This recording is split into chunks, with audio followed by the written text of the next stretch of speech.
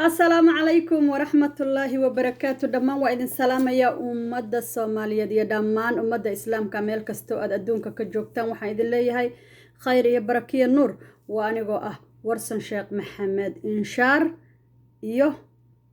جانل كسيروخ شيخ جانل تيم قوليو قبنمو أدبا إذن سلام يا ميل كستو أدونك كجوكتان انت إيقو حيران وحان لي هاي قوليست قور إيا أيامبا خير يا بركة نورنا هرتنا الله هديقو دمانتين وحي شرنا الله الرحمن كا أيانو كما قنقلي وقصدي جعيلك أهيد walaalkay ila soo wadaagay ama wiilaan eedo u ahay ila soo wadaagay uu yiri bal hadee warsanay qisadaas adaan ku dhiibay bulshadana u gudbi waxaad ka dhihi lahaydna bal ka dheh ما شاء الله تبارك الله أد بنقوم هاد علينا يا وحنا جزاك الله خير وأحسن إليك وغفر الله ذنبك مالك استودد دونك كجوكتنا خير يا بركة يا نور كنا لو waxaa inoogu wardambeysay qaybtii labaad oo ahayd wiilkii inuu ku soo laabtay dalkii ay gabadha wada joogeen ee Afrika ahaa kadibna uu gabadhii guursaday helay gabadhii jacaylkiisa ahayd jacaylku ciyaar maaha dhowr jeer horena waan sheegay wax lagu ciyaaro ama wax intuu qof iskala safrista dhoosaas iyo saas weeye oo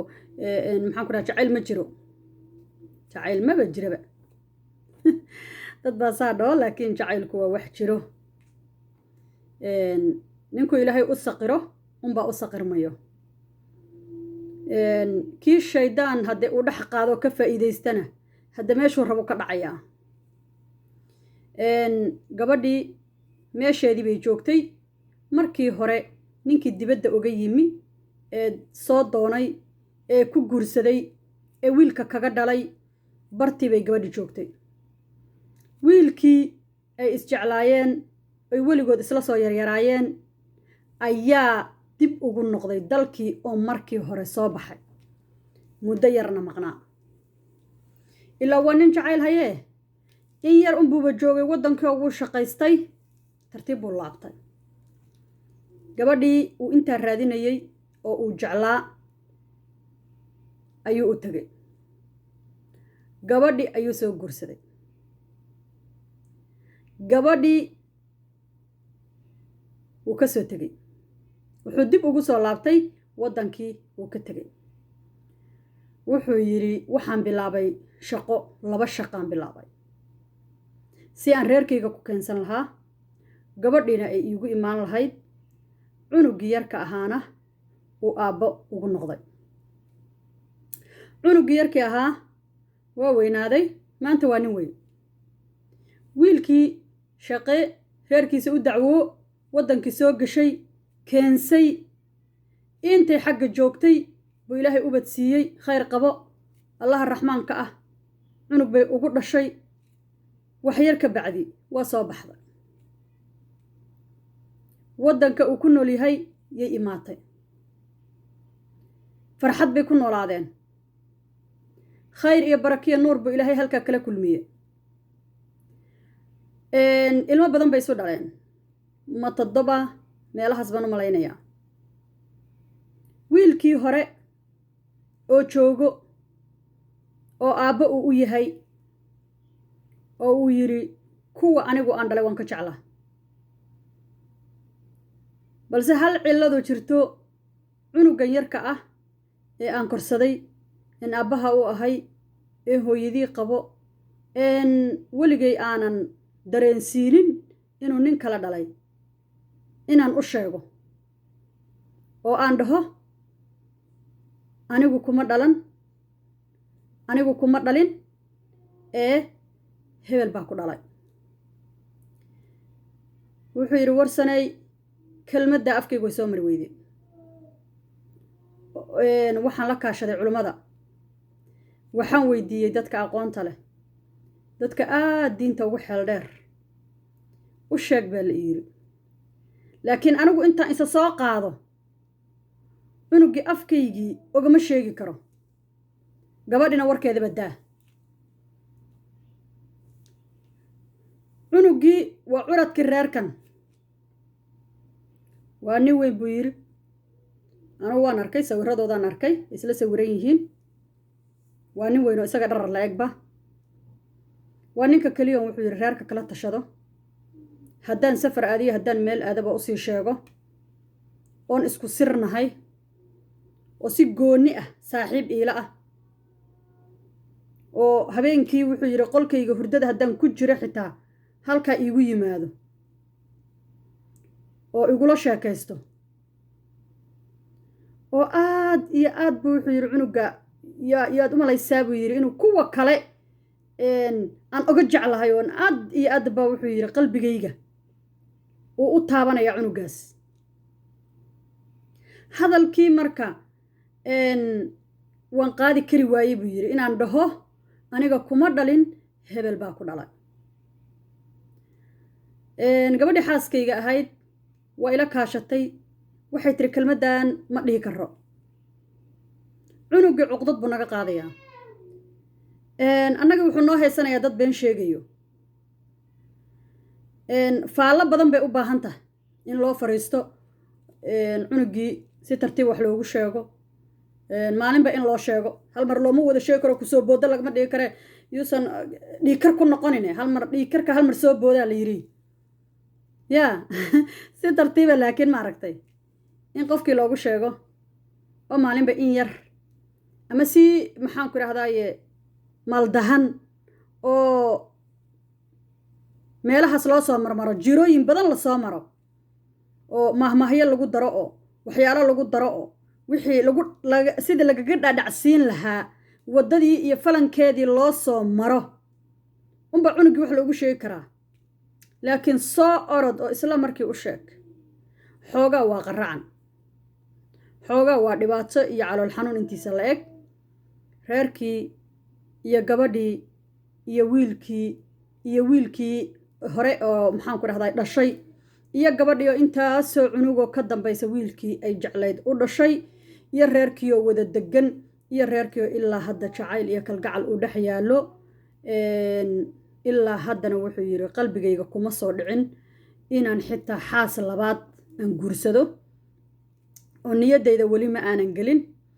kuma fakerin xitaa wax fakar ah oo noocaas ah iguma dhalan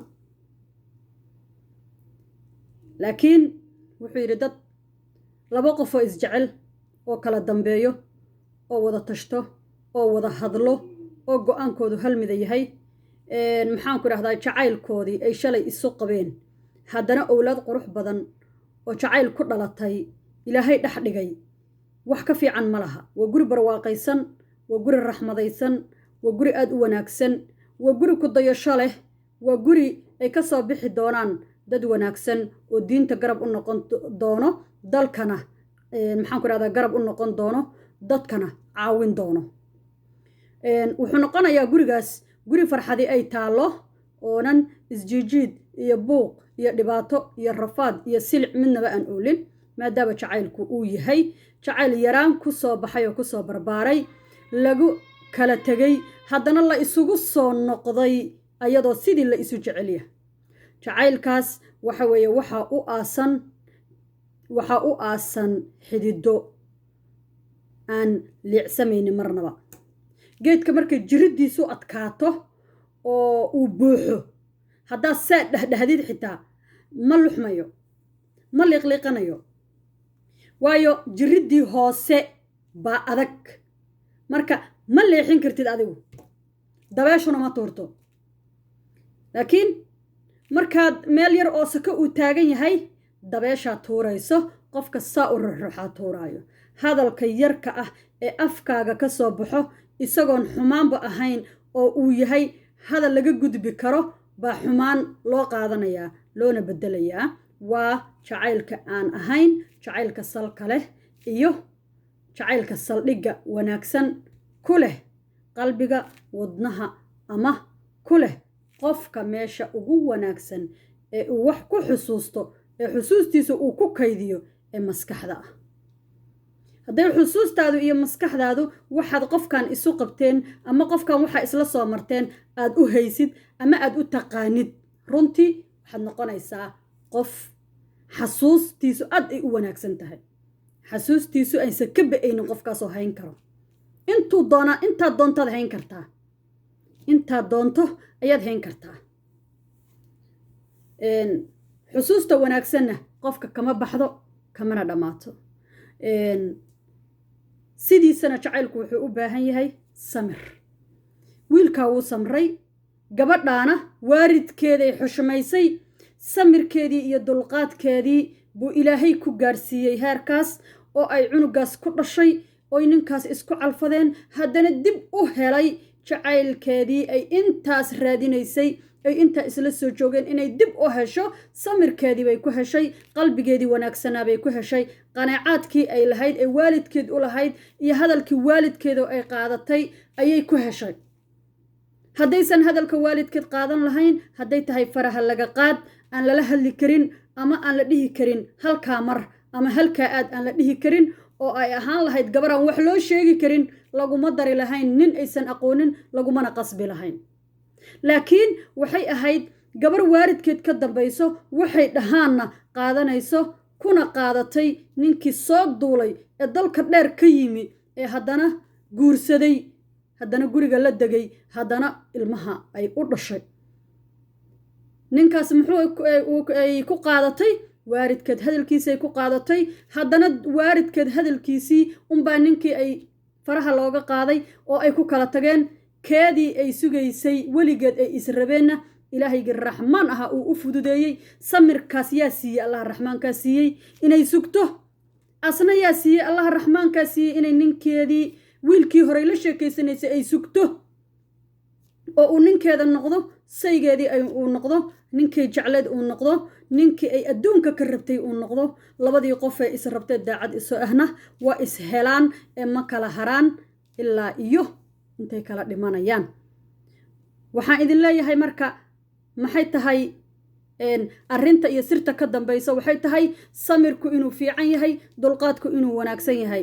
samir iyo dulqaad iyo caanshaqaan muddada badan saadaalinayee sida sabi dhallaanayd sinta iyo halbowlaha saablayda feerahan saldhig oga sameeyey sahal ma aha caashaqee sifihiisa wuxuu yahay sida sagal daruureed